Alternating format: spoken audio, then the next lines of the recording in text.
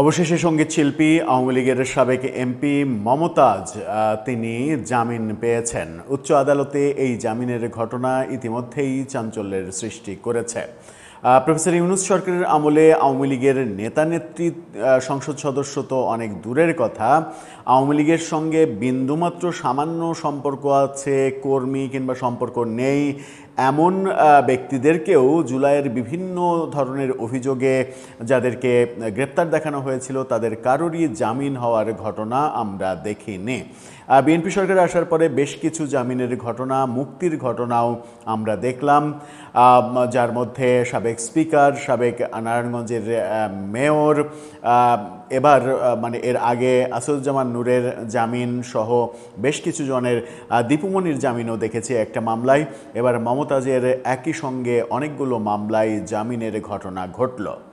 মুক্ত হয়ে তিনি কি আবার গান গাইবেন, নাকি এই দেশে অবস্থান নিরাপদ না ভেবে দেশের বাইরে চলে যাবেন? চলুন একটু বুঝে দেখি মমতাজকে নিয়ে আজকে আদালতে কি কি হলো। থাকবেন পলিটিক্স টিভির নিয়মিত আয়োজনে। দর্শক, বলছিলাম সাবেক এমপি মমতাজ, তাকে জামিন দিয়েছেন হাইকোর্ট।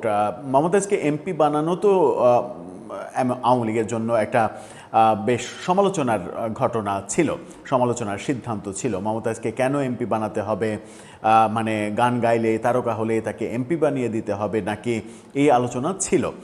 এমপি হওয়ার যোগ্যতা কি, সেই আলোচনাও ছিল। আবার মমতাজ সংসদে শেখ হাসিনাকে খুশি করার জন্য গান গাইতেন, সেটা নিয়েও সমালোচনা বিস্তর হয়েছে। সেই মমতাজ যেহেতু আওয়ামী লীগের এমপি ছিলেন, গ্রেপ্তার হবেন এটাই স্বাভাবিক। তাকে ধানমন্ডির বাসা থেকে গ্রেপ্তার করা হয়েছিল। এতদিন জামিনের কথা তো উচ্চারণও করা যায়নি, এখন অবশেষে জামিন হলো। ৭১-এর এই শিরোনামটা দেখে নিন। সেখানে বলা হচ্ছে হাইকোর্টের সাবেক এমপি মমতাজ বেগমের জামিন। আলাদা ৩টা মামলায় হাইকোর্ট থেকে জামিন পেয়েছেন এই সাবেক সংসদ সদস্য। হাইকোর্টের একটি দ্বৈত বেঞ্চ তার জামিন মঞ্জুর করেছেন আজকে।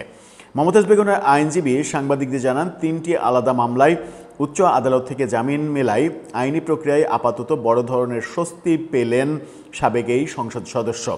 ২০২৫ সালের ১২ই মে রাত ১৫:১২টার দিকে রাজধানী ধানমন্ডি এলাকার স্টার কাবাবের পেছনের বাসা থেকে তাকে গ্রেপ্তার করে গোয়েন্দা পুলিশ। বৈষম্যবিরোধী ছাত্র আন্দোলন চলাকালে মিরপুর সহ বিভিন্ন এলাকায় ছাত্র জনতার উপরে হামলা ও নিহতর ঘটনায় দায়ের হওয়া একাধিক মামলার এজাহার নামীয় আসামি তিনি। এজাহারে তার নাম আছে। গ্রেপ্তারের পর থেকে তিনি কারাগারে ছিলেন, যার মধ্যে হত্যা মামলাও রয়েছে। লোকসঙ্গীতের জনপ্রিয় শিল্পী মমতাজ বেগম ২০০৯ সালে ৯ম জাতীয় সংসদের সংরক্ষিত মহিলা আসনে প্রথমবার আওয়ামী লীগের এমপি হন। পরবর্তীতে ২০১৪-১৮ সালের জাতীয় নির্বাচনে মানিকগঞ্জ ২ আসন থেকে আওয়ামী লীগের নৌকা প্রতীক নিয়ে তিনি সরাসরি ভোট করে জেতেন। যদিও ২০১৪-১৮ নির্বাচন নিয়ে বিতর্ক রয়েছে, একপাক্ষিক নির্বাচনের অভিযোগ রয়েছে, 18তে রাতের ভোটের অভিযোগ রয়েছে। ২০২৪ সালের জানুয়ারিতে অনুষ্ঠিত দ্বাদশ জাতীয় সংসদ নির্বাচনে আওয়ামী লীগের দলীয় মনোনয়ন পেলেও তিনি শেষ হাসি হাসতে পারেননি। ওই নির্বাচনে নিজ দলেরই স্বতন্ত্র প্রার্থীর কাছে তিনি হেরে যান এবং সেটাতেই প্রমাণ হয় যে একপাক্ষিক নির্বাচন না হলে মমতাজের ভোটে জিতে এসে এমপি হওয়াটা কঠিন ছিল। প্রথমে সংরক্ষিত মহিলা আসনে এমপি হয়েছিলেন। সেটা বোধহয় এক অর্থে মেনে নেওয়াই যায় যে আওয়ামী লীগ দল হিসেবে একজন শিল্পীকে সংরক্ষিত মহিলা আসনে সম্মান জানাচ্ছে, সেটা হতেই পারে। যেমন আমরা পরবর্তীতে অভিনেত্রী সুবর্ণা মুস্তাফাকে এমপি করতে দেখেছি। সুবর্ণা মুস্তাফার এমপি হওয়া নিয়ে কিন্তু বিতর্ক হয়নি, কারণ সুবর্ণা মুস্তাফা অভিনেত্রী হিসেবেই শুধুমাত্র তিনি যোগ্য সেটা নয়, তিনি উচ্চশিক্ষিত, যথেষ্ট ব্রিলিয়ান্ট এবং এই সমাজে গ্রহণযোগ্য একজন অভিনেত্রী। বাংলাদেশের টেলিভিশন নাটকের ইতিহাসে সেরা যদি অভিনেত্রীদের নামের তালিকা হয় তাহলে অবশ্যই সুবর্ণা মুস্তাফা ১, ২, ৩-এর মধ্যে থাকবেন।